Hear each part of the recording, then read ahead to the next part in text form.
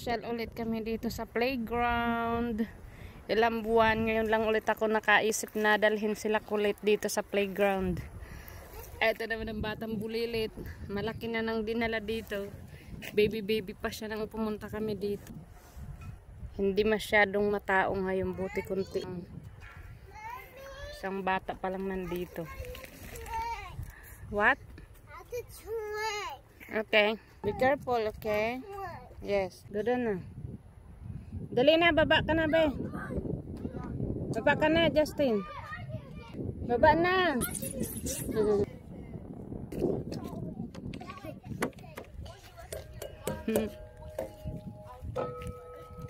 Tuwan-tuwa pag nakakagala tong kulit.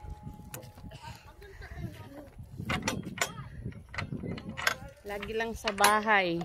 Ang layo na nang nararating mo, ha. Halika dito. Nagduduya na mag-isa. Go back here.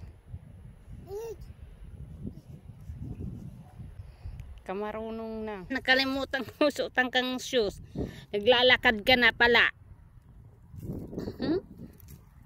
Julie. Ang tataba ng binti mo. Sarap kagatin. May ano pa, sabit pa sa short mo.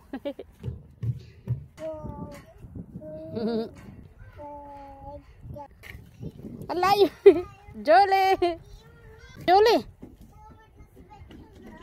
Layo ng ginapang mo. Ayan naman yung isa. Walang pakialam. Hoy. Basta ikaw talaga puro kain ang gusto mo.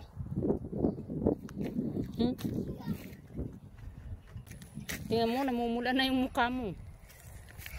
You okay? You tired? Yeah. Wanna drink water? Yeah.